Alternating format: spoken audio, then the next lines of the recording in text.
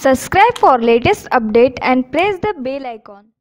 नमस्ते दोस्तों, मैं हूं राम प्रसाद और आज बात करने वाला हूं हिंदुस्तान की स्पेस एजेंसी इसरो और पाकिस्तान की स्पेस एजेंसी सुपार्को के बारे में। अब चाइना के साथ मिलकर भारत को अंतरिक्ष में मुकाबला देने के सपने देख रहा है पाकिस्तान। पाकिस्तान ने अपनी नेशनल स्पेस एजेंसी का गठन साल 1961 में किया था और इन 57 सालों के दौरान अगर पाकिस्तान ने आतंकवादियों की सेवा छोड़कर राष्ट्र के कल्याण के लिए कार्य किया होता तो आज उसे अंतरिक्ष में अपना नागरिक भेजने के लिए चाइना से मदद नहीं लेनी पड़ती। वैसे ध्यान देने वाली बात तो ये भी है कि हिंदुस्तान ने साल 2022 में अपना पहला मानव मिशन लॉन्च करने का प्लान बनाया है। इसलिए आप ये कह सकते हैं कि पाकिस्तान अपने बड़े भाई चाइना के साथ मिलकर अंतरिक्ष की संसार में दुनिया को हिंदुस्तान को मुकाबला देने की फिराक में है। लेकिन ये मुकाबला कम मजा ज़्यादा लगता है। दिलचस्प बात यह है कि हिंदुस्तान की स्पेस एजेंसी इसरो का गठन पाकिस्तान की स्पेस एजेंसी के गठन के 8 वर्ष बाद यानी 1969 में हुआ था। लेकिन आज इंडियन स्पेस रिसर्च ऑर्गेनाइजेशन यानी इसरो अंतरिक्ष की संसार की बहुत बड़ी शक्ति बन चुकी है, जबकि पाकिस्तान की स्पेस एजेंसी सुपार्को इसरो के सामने नहीं टिकती।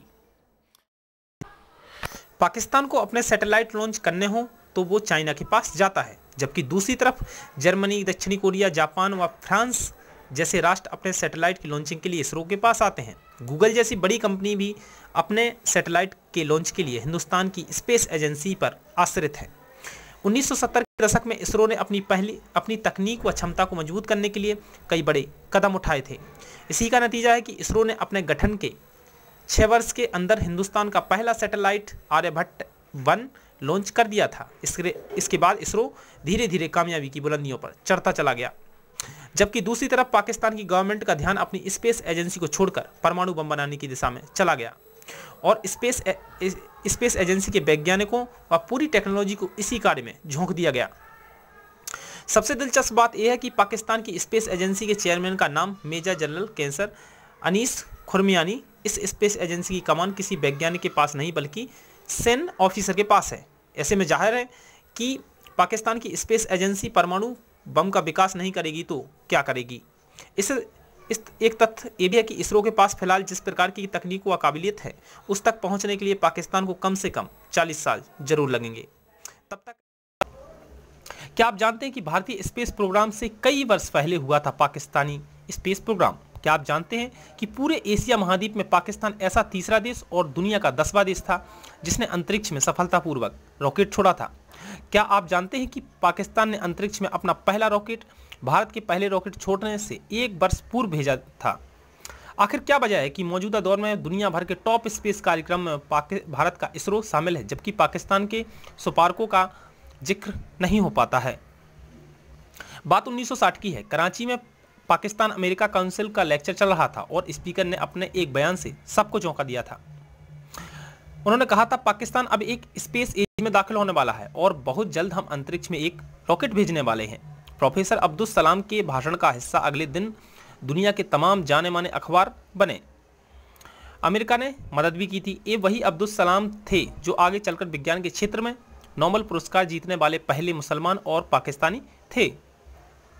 पाकिस्तान में जाकर जानकार बताते हैं कि अब्दुल सलाम ने 1958 से 1959 के दौरान पाकिस्तान के शासक जनरल अयूब खान से मुलाकातें बढ़ा ली थीं। अयूब खान से अंतरिक्ष कार्यक्रम शुरू करवाने के पीछे अब्दुल सलाम का बड़ा किरदार माना जाता है। जाने माने न्यूक्लियर साइंटिस्ट परवेज हुदभाई इन दोनों इस्लामाबाद की कायदे-ए-आजम यूनिवर्सिटी में पढ़ाते थे। उन्होंने बताया कि 1960 से 1961 में पाकिस्तान ने अमेरिका की मदद से अपने स्पेस प्रोग्राम को शुरू किया था। उस समय इसका प्रमुख मकसद मौसम विज्ञान संबंधी जानकारी जुटाना था। उन्होंने कहा जो रॉकेट थे वो अमेरिका से मिले थे और उनको पाकिस्तान में मॉडिफाई किया जाना था। इसी को पाकिस्तान के पहले रॉकेट रहबर 1 के नाम से जाना गया, जिसे कराची स्थित सुपार्को यानी Pakistan space and upper atmosphere research commission ने अंतरिक्ष से छोड़ा। इसके पहले जनरल अयूब खान 5 अहम लोगों को रॉकेट लॉन्च करने की ट्रेनिंग लेने अमेरिका यानी नासा भेज चुके थे। इनके नाम थे Tariq Mustafa, Pakistan atomic energy commission PAEC के प्रमुख इंजीनियर। दूसरा नाम सलीम महमूद, PAEC के साइंस ऑफिसर। तीसरा नाम सिकंदर जमान, PAEC के इंजीनियर।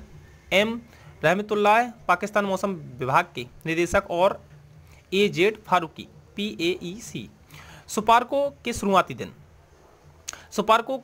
शुरुआती दिन बेहतरीन बताए जाते हैं और इंग्लैंड और अमेरिका में रिसर्च करने वाले कई पाकिस्तानी वैज्ञानिक कराची आकर इससे जुड़ गए थे। ये वो दौर था जब विज्ञान जगत में अब्दुल सलाम की तूती बोलती थी और उन्हें कुछ लोग पाकिस्तान का हौमी भाभा भी कहते थे। जानकार बताते हैं कि जनरल अयूब खान के दौर में पाकिस्तानी स्पेस कार्यक्रम काफ़ी फला फूला और अमेरिका तक ने यहाँ होने वाले काम को सराहा, लेकिन ये दौर सिर्फ 10 साल तक ही सीमित रहा। जनरल खान और प्रधानमंत्री जुल्फ़िकार अली भुट्टो के दौर में प्राथमिकताएं तेजी से बदलीं। परवेज हुदवाई ने बताया कि कुछ हद तक ये बात सही है कि स्पेस प्रोग्राम की फंडिंग में कटौती होती जा रही थी, जो जनरल जिया उल हक के ज़माने में और तेज़ी से हो गई। मंजर कुछ ऐसा हुआ कि पाकिस्तान को सुरक्षा की चिंता ज़्यादा सता रही थी और कुछ जंगें भी हो चुकी थी। बस यहीं से पाकिस्तान का फोकस एटम बम और मिसाइल तकनीक पर जम गया। जो बेहतरीन वैज्ञानिक थे वो एटॉमिक परीक्षण में काम में लग गए और दूसरे मिसाइल बनाने में। इस सब में स्पेस कार्यक्रम पीछे छूटता गया। कुछ लोगों की राय ये भी है कि 1970 के दशक के बाद से पाकिस्तान की नज़दीकियां चीन से खासी बढ़ चुकी थीं और तकनीकी मदद का आदान प्रदान भी होता रहता था। इसी सिलसिले के साथ साथ सुपार्को के प्रमुख भी वरिष्ठ फौजी अफसर होने लगे और रिसर्च का काम धीमा होता गया। मिसाल के तौर पर साल 2001 के बाद सुपार्को के चीफ पाकिस्तानी फौज के मेजर जनरल रैंक के ऑफिसर हुआ करते थे। मिसाइल बनाने पर इन्होंने ध्यान दिया। भारत में विज्ञान मामलों के जानकार पल्लव बांग्ला मानते हैं कि पाकिस्तान स्पेस कार्यक्रम फ्लॉप होता गया और उम्मीद से बहुत पहले ही उसका फोकस डगमगाया गया था। उनके मुताबिक भारत और पाकिस्तान दोनों ने अमेरिका से स्पेस प्रोग्राम में मदद ली। फर्क यही रहा कि पाकिस्तान में आगे चलकर इसे सरकारी समर्थन मिलना कम होता गया और भारत में इसके विपरीत समर्थन बढ़ता गया। उन्होंने आज भी भारत का स्पेस कार्यक्रम बजट करीब $1.25 अरब है, जो अमेरिका या चीन की तुलना में कहीं कम है, लेकिन पाकिस्तान में यही बजट भारत से कोई 50-60 कम है।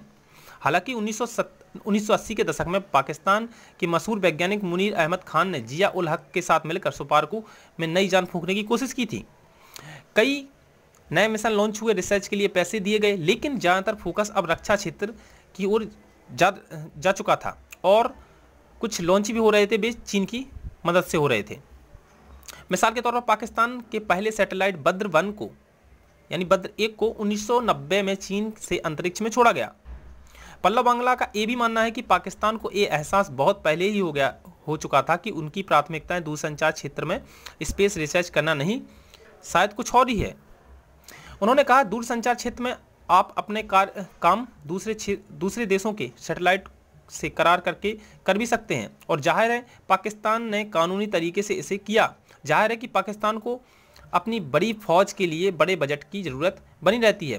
पाकिस्तान ने नामचीन न्यूक्लियर साइंटिस्ट परवेज हुदवाई भी इस बात से इत्तेफाक रखते हैं।